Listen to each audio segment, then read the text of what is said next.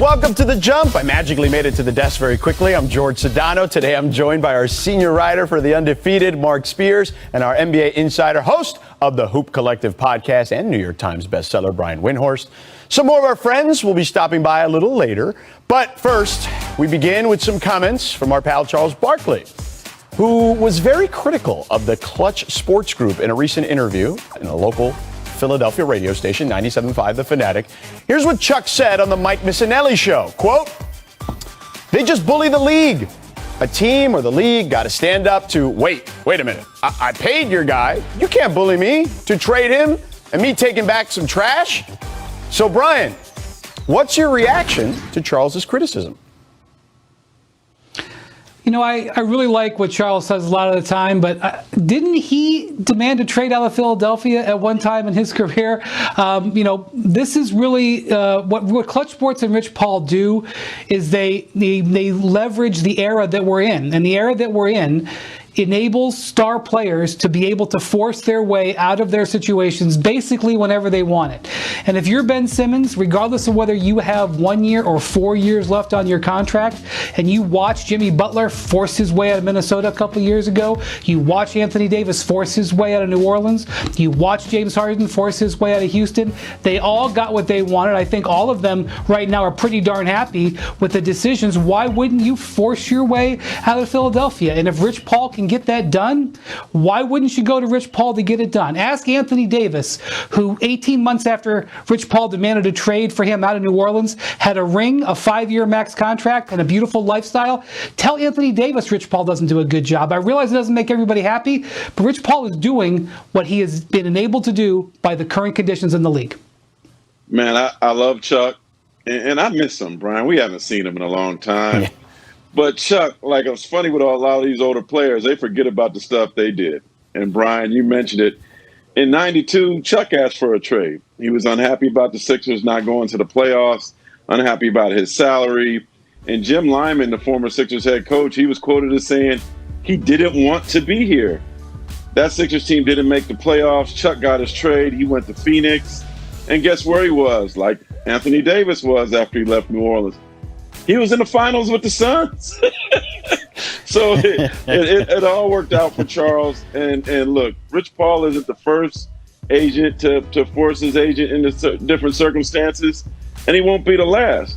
But this is a business, and so when a guy like Blake Griffin gets tossed around like he did, or other star players get tossed around to places that they didn't expect to because they signed a contract, we don't cry about that, right? So, hey, man, it's I think we got to remember what we did in the past, too. With all due respect, Chuck. Yeah, no question. Look, we all love Charles Barkley, and he might be watching right now, probably either at home or at some golf course, around the Phoenix, Arizona area. But here's the deal.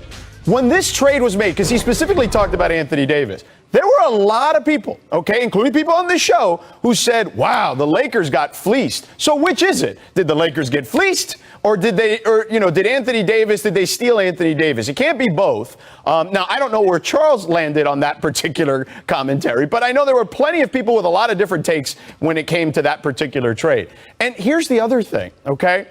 LeBron and Clutch and this group may have started the player empowerment movement for this particular generation, but they're not the only people. Brian, you mentioned it. Jimmy Butler forced his way out of Minnesota, eventually landed in Miami. He didn't want to stay in Philadelphia after moving out of Minnesota. We've got a number of guys. Look at the Golden State Warriors, right? Kevin Durant left Oklahoma City, joined the Warriors. Look at their team in Brooklyn. So it's not just LeBron James and Rich Paul doing this stuff, Brian. Yeah, for sure. And I think the big thing is that really, if you can demarcate with two events in 2014. One, LeBron James moved to Cleveland, where he got there and basically said, Andrew Wiggins and those guys over there are getting traded for Kevin Love. And he put his team together blatantly. And Adam Silver took over for David Stern. Adam Silver has done a lot of positive for the league, but he has, during his tenure, has basically allowed the players to have more control.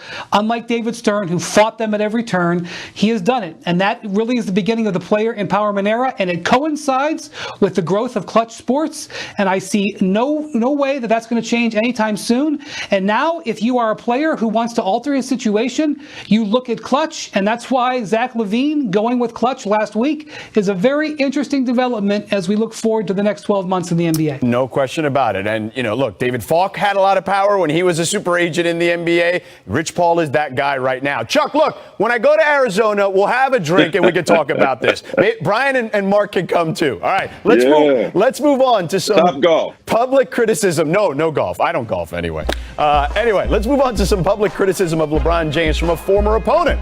Rasheed Wallace was on the $1 Million Worth of Game podcast and criticized LeBron, said he wouldn't be able to thrive in Sheed's era. Here's the quote. He probably would have held his own, but I don't think he would be as successful as he is now. It's a whole different era back then. Now, Mark, I don't know about you, but I'm old enough to remember LeBron James going for 25 straight points against Rasheed Wallace and the Detroit Pistons. It wasn't that long ago, but are these comments fair or foul?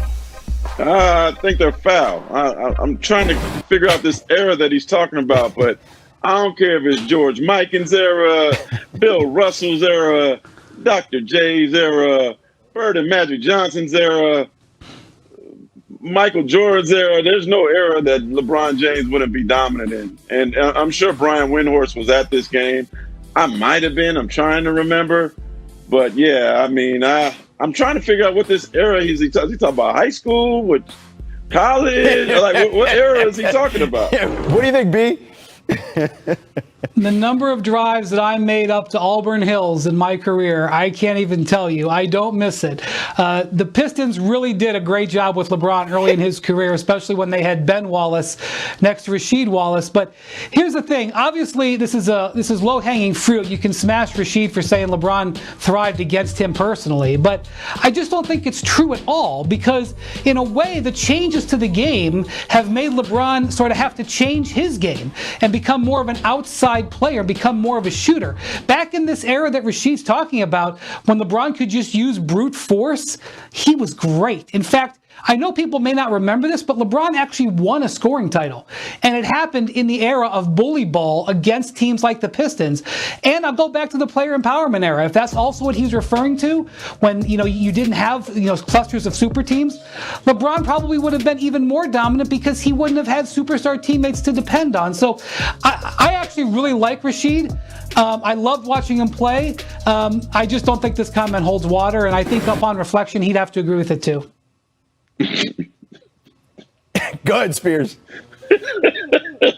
Well, it's slow news day. Huh? These guys are talking some crazy stuff, man.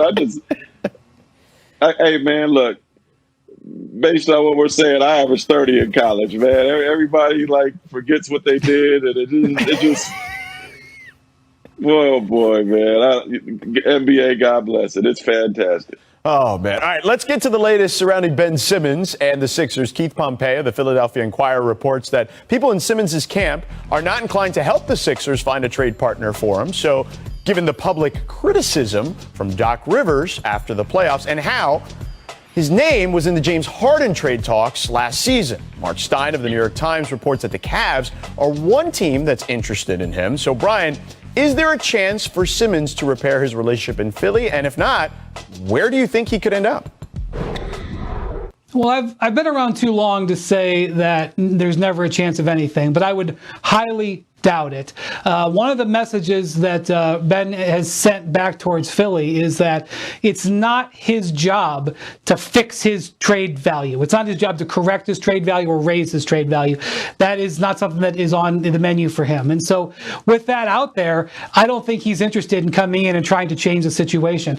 And one thing that I think is interesting is that his contract is structured in a way that he's going to get half of his money by October 1st, $16.5 million of his $33 million comes before he has to worry about getting fined a single dime for 41 of his games. So he's going to have a war chest that he can just sit this out.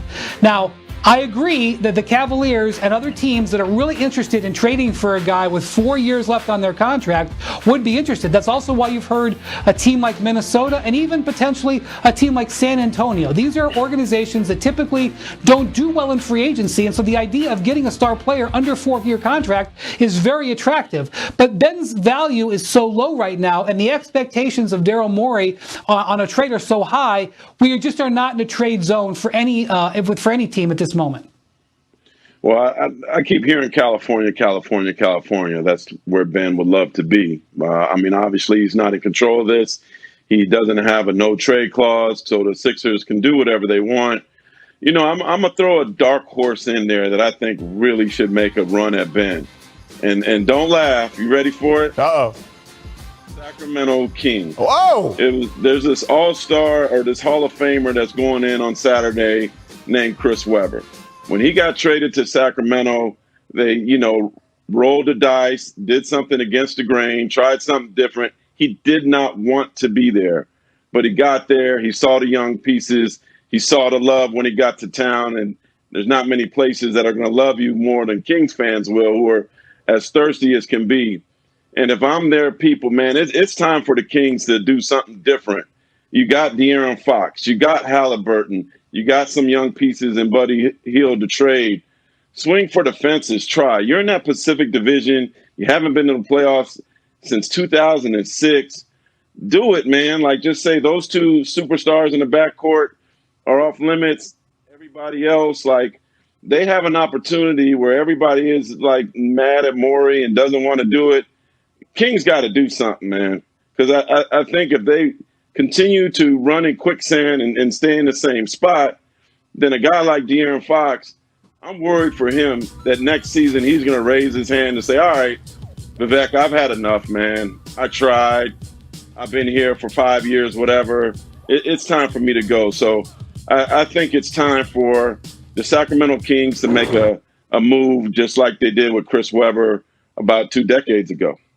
Yeah, listen, they added Davion Mitchell, too, to that mix in the backcourt, so they could use someone in there. They're going to have to move somebody at least to get someone like Ben Simmons. So we'll figure it out. We'll see what's coming up on the Ben Simmons front over the next coming weeks. But coming up next, Klay Thompson. All right, an article by Chris Mannix of Sports Illustrated. The former Celtics captain Paul Pierce revealed that after the 2006-07 season, he ran into Mavericks owner Mark Cuban in Las Vegas and told them, quote, "I'm your missing piece." Cuban co-signed this story on Twitter, stating he had a deal done with a 3-team trade, but the third team backed out when a first-round pick was headed to Boston. While the exact timeline of the deal is unknown, Mark, how do you think a big three of Dirk, Kidd, and Pierce would have fared? Well, at that time, the Western Conference was a little lean. There was a guy named Kobe Bryant and Pau Gasol, but I think they very well could have won a couple championships. And for Cuban, he's got to be kicking himself because there was also a time when he could have had Dwight Howard and Chris Paul at the same time, too. What do you think, Brian? What's the statute of limitations on tampering? That sounds like a grade A offense right there, and we have a guarantee. I mean, we're going to have BS tampering charges come down here pretty soon anyway. Why not go back and find some of those guys?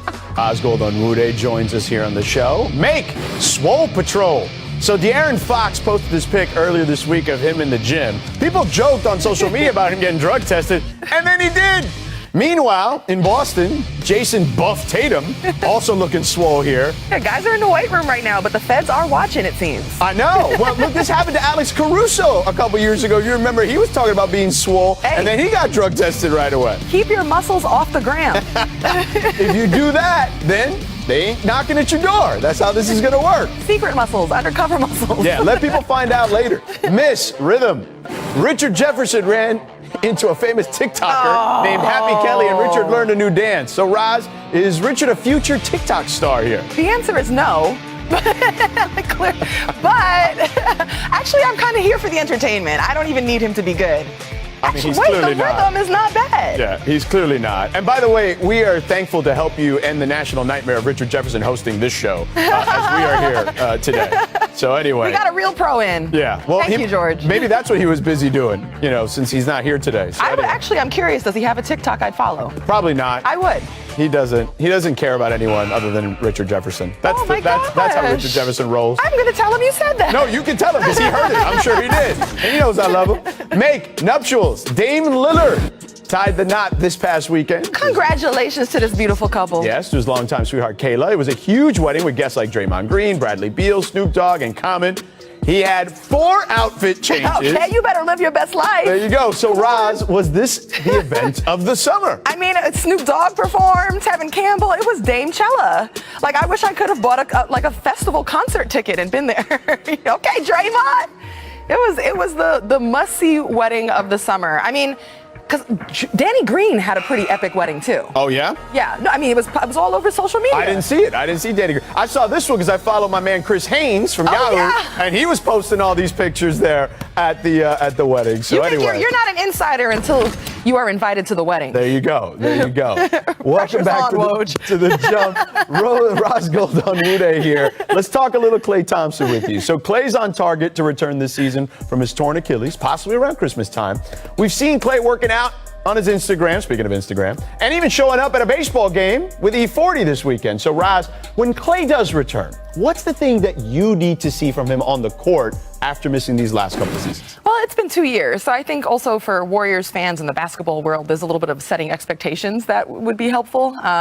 But no matter what version you get of Klay, you're going to get instantaneous spacing on the court because the defense has to respect his shot.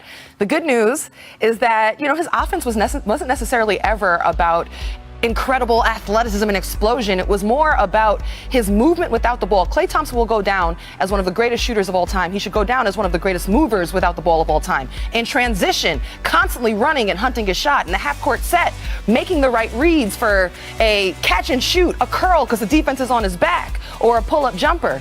And another thing that helps Klay too is, he's tall, his shot is high, it comes off his forehead. Yeah. But I would say I'd like to see this actually from his teammates. I'd like to see them get really serious about screening and helping him make up anything he lost because of the 2 years off and the Achilles and the ACL by screening well, getting him extra seconds. And then also, George, what made him so dynamic was that he played both sides of the ball. He was a brilliant defender. Right. And that's where like an ACL, which I've done, can possibly affect lateral movement, and an Achilles certainly explosion and planting and pushing off. So like defensively, that might be something that is slower to come back. And I do feel like he gets a lot off of the defensive side of the ball. Yeah, for sure. And he's talked about it openly, like, hey, I'm not going to be Klay Thompson that you remember right away. Like, I'm going to have to work into this. You've been through an injury like that. Yeah. There you go. What is that process like once you get back on the floor? Yeah, I mean, first and foremost, it's conditioning. And there's nothing like game conditioning. When Klay was at his healthiest, it's hard to defend Klay because you've got to be in great shape. Right. He's going to wear you out because he's constantly on the move. You got to run with him. You got to stay on him. You got to identify him. And another thing about Klay, I remember interviewing him. I was like, yo, what's your role? We were talking about roles. And he was like, I D up and I get buckets. Simple man. That's true. He gets it. He knows what he's out there to do. It's true. No doubt about it. And he must have learned to shoot from his mom because his dad, Michael Thompson, who's my guy, did not shoot like that when he was in the league. All right, Michael, that's the case. Klay says his mother was an excellent athlete as well. There you go. There you go. All right. So, Raj, you've been all over this NFT game, and there's been a lot more action, particularly in the Bay Area. Let's start with Steph Curry, who has a new NFT-inspired avatar on social media. So what's Steph up to in this offseason in the crypto space? You know what? Steph has been working on his crypto game. He's in these NFT streets. It started off with buying an NFT of a bored ape. Okay. He has a picture in his Twitter profile of an ape, which signals he's a part of the Bored Ape Yacht Club. Yeah. Relatively new NFT community. Why are you laughing? Yeah. I love it. Oh, yeah. You know why? Because you are speaking my language. Oh. I am Mr. NFT, Mr. Ethereum, Mr. Bitcoin. Give me all the crypto love. I mean, so when I saw it, because I'm in these NFT streets too, like everybody was so excited. Right. It signaled like, oh my gosh, there's a wave of big time celebrities coming. And the Bored Ape Yacht Club has a lot of celebrity support. And actually, like it's reported, Steph paid about $180,000 to get that ape. Now, still a man of the people, went into the Discord chat room, hung out with the other members of the community. I love it. So right there, but it didn't end there. So then he goes to Twitter and he asks for, does anybody have advice? Must be nice to Stephen Curry because like the very next day, say, he just announced his partnership with one of the largest crypto exchange companies that's out there in FTX. And so he's going to be an ambassador, an investor, and they're going to work together on charitable causes. So, Steph is out here. Yeah, there's no doubt. And FTX, by the way, has also got the naming rights to the Miami Heat's arena down in Miami now. So everyone's getting into this space. So why are athletes in particular going after these avatars, these NFTs with these avatars? To flex. That's it? Simple. No, it's much bigger than that. But I'll say, how we watch the athletes enter arenas and stadiums. They got the flyest new sneakers on, their kicks, their drip, their clothes, the fanciest, most expensive clothes, an expensive, fancy watch. Well, that is a form of flexing. And now these avatars or profile pics are a way of digital flexing. Right. Makes sense. And who else is in this space? Andre Iguodala just bought a cool cat. JaVale McGee just joined a woman-focused NFT community called World of Women. Okay. Odell Beckham Jr. has a CryptoPunk, which is largely understood as the historically significant. That's the one. The cheapest CryptoPunk you can get right now is 300, 400,000, and the most rare sell for millions. Yeah. So, and the apes include Steph, they include LaMelo Ball, Des Bryant, to name a few. So they certainly show your community that you're a part of, your status, your savvy, and lately your wealth. Yeah, I don't think there's any question about that. And of course, NBA Top Shot is still a thing that's still around. WNBA has gotten into NBA Top Shot. We're going to get to that. We're going to talk some WNBA with you in a little bit, so make sure you stick around, okay? I just finished my WNBA Top Shot challenge, so I cannot wait to get my Skylar Diggins moment. All right, coming more with a Hall of Famer in 2021, man. Ben Wallace in a league of his own. But the defensive anchor of those great Pistons teams overcame much more than just a disappointing draft day 25 years ago. He got to Springfield, but it was a path for sure. Here's a preview of the Undefeateds in love with the struggle, the Ben Wallace story. Check it out. And now, the Detroit Piston legend. You know him as an NBA champion, a four-time All-Star and Defensive Player of the Year, the class of the Naismith Memorial Basketball Hall of Fame, Ben Wallace. I always talk about being in love with the struggle. If you're not in love with the struggle, then you're not going to survive. I was starting to take life serious, not just going to school, but my life, period. I finally found somebody that believed in me as much as I believed in myself. People ask me what I'd say to the next Ben Wallace. I wouldn't say nothing to the next Ben Wallace. I'd say something to the people. I hope y'all recognize them when you see them. And hopefully you won't have to take the route that I had to take. All right, peep this resume for Big Ben. 6-time All-Defensive, 5-time All-NBA selection, 4-time All-Star, 4-time Defensive Player of the Year. I was stunned just saying it. I couldn't even spit it out. And NBA champion, of course, in 2004. Crazy. Let's welcome back senior writer from The Undefeated, Mark Spears, who will be hosting the Hall of Fame press conference on Friday. Mark, when you hear the name Ben Wallace, what comes to mind? Well, I think what's going to come to mind to the viewers is something new. Learning about his beginning in Whitehall, Alabama, where he was so poor at 5 years old, he didn't have shoes to wear to school. There was remnants of slavery all around him. He actually had a job picking cotton for a while, too. But for the true basketball fans, I think what they're also going to learn that's quite interesting is the Celtics had a chance to have Ben Wallace in '96. He was on their summer league team, and M.L. Carr and the late Dennis Johnson. They told him that you'll never be a big man in this league. And they ended up cutting him. He had a short stint in Italy, and then Wes Unseld gave him a chance with the Bullets, and the rest is history. So it's a remarkable story. The only Hall of Famer that averaged less than 6 points a game. He thought he was going to go to Canton for the Hall of Fame because his first love was football, not basketball. So I'm really excited for people to see the shorter version Friday, the longer version on Saturday in the Undefeated. And Ben Wallace couldn't have been greater in giving us his time. And, of course, he's got a great guy to introduce him in yourself there, Mark Spears. So, all right, thank you. It is time to run it back to Big Ben Wallace's top career plays. Number 5. 2004 Game 7 against the Nets. Snags the board, then packs the putback. Wow. Look at this. Here we go. Yeah. Hey. Two-hand stuffer there. Ben told me he's a better offensive player than he gets credit for. He could have went back to his Virginia Union days and shot a little more, but he made a point to let me know that during the taping. 0-5 baseline for the slam right there. See what I'm saying? Yeah. See what I'm saying? Fear the fro. On the nasty Coming dunk. next, right? Yeah. So there you go. That's Philly. man. That's Philly. That was Stephen Hunter who took the brunt of Yeah. that. 2002, he blocks Hakeem the Dream. Now, does that count because it was Hakeem the Dream in Toronto and not Houston, though? I mean, it said Elijah on the back of his jersey, so that's him. I'm just messing with you. Come on. Of course it does. 2001, punches T-Mac shot off the glass. Check this out. Yeah. That's a young T-Mac, too, now. We can't put age in this one. No doubt. No doubt about that. The teal jerseys, nice block. Yeah. That was Jerry Stackhouse there trying to defend him as well. 2006, I was here for this one. Send Shaq to the floor. Shaq was not thrilled about that. I can tell you that. Shaq won the series there, but he was not thrilled. Yeah, that big fella was toward the end right then, so great timing by Big Ben. Yeah, no doubt. And an unbelievable career for Ben Wallace, so congratulations to him. Congratulations to you, Mark, for introducing him, and thank you so much for joining us today. No, man, thanks for having me. All right, brother, take care.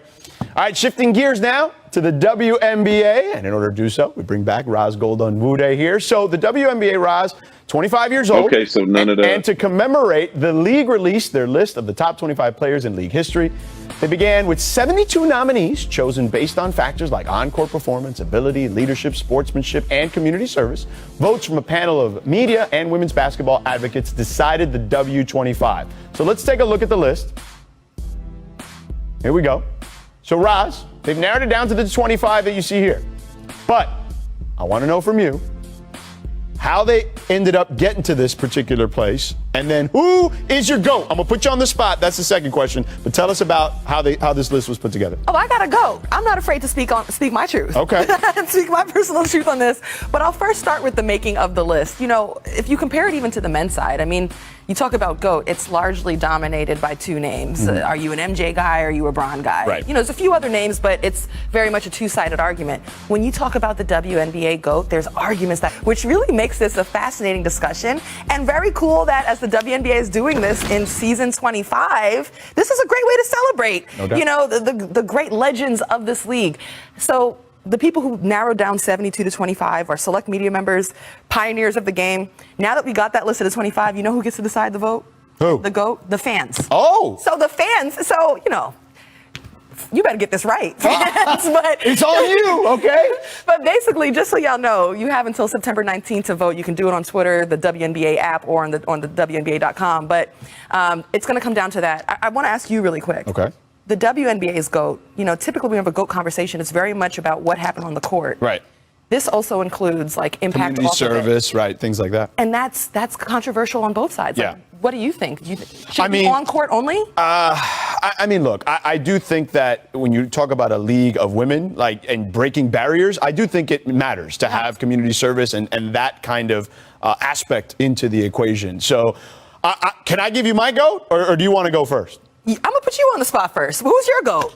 It's Lisa Leslie. Ooh. I mean, I'm gonna go a little old school. It's Lisa Leslie for me. Why? She was when I first started watching the WNBA, it was because of her. Like, I was watching, you know, the dunking, all the stuff, like the first woman to dunk, all that stuff. Like, that got me to watch as a young man. Like, I was like, all right, let's go. It is their time. They're up next, right? Because that was their slogan, and Lisa Leslie carried that torch, I felt, in a way that was necessary at that particular time. Excellent choice. All right, so then I'm going to say what my GOAT is. Okay. And I'm going to go with Cynthia Cooper. Okay. And when you think about overall timing and impact, when the Comets won them 4 straight championships, and during those championships, who was voted the most important player in those championships, the finals MVP, it was Cynthia Cooper. She was MVP. She was scoring champion.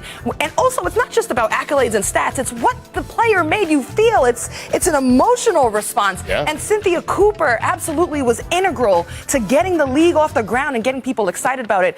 And we must give her flowers. She started playing in the WNBA at 34. Right. It wasn't like she was prime 27 Right. and still dominated these girls. So, you know, absolutely I got Cynthia Cooper there, but you could make an argument for the two-way game of Cheryl Swoops, who also won DPOY and MVP. You could make an argument, you know, I mean, Diana Taurasi typically is my GOAT, you know, all-time leading scorer, number 5 in assists, so she was making other people better as well, on top of being able to be a bucket and win chips. So, and she was great in Space Jam. And an actress. Come on now. Sue Bird. Got to give her flowers. No doubt. Longevity and Yeah, excellence. No doubt. And maybe Brianna Stewart will eventually get on that list, too. She's only been in the league 4 years. So Yeah. year for year, pound for pound, I mean, Stewie, in time, we could be revisiting this, might be the GOAT. Let's revisit this very soon, okay? Thank you for joining us. You're the best. All right, you are. Raz Goldanure here. All right, was asked about how Pistons fans should feel about him. He was on the Pardon My Take podcast and said, in part, quote, I was an all-star, all-NBA, dunked a few times, played in the playoffs injured, but yeah, I'd hate me too, Detroit. So, Windy, you expect Blake to still get booed in his return to Detroit? You know, it's complicated. I mean, I guess there's going to be some people that boo him. He did give pretty much everything he could in that one season. Really had a great year playing a facilitator position. But when you demand out of a contract, I can understand teams feel a certain way. But look, it helped them. They got the number 1 overall pick. Him leaving last year helped them get where they want to go. But I'm not sure that all the Pistons fans are going to get that nuance. Yeah, he played hurt. He deserves cheers. He didn't want to go there. He was forced to go there. Let bygones be bygones. They got caved. Man, I was there for that game 3 in Detroit. That man played hurt. Give him some love.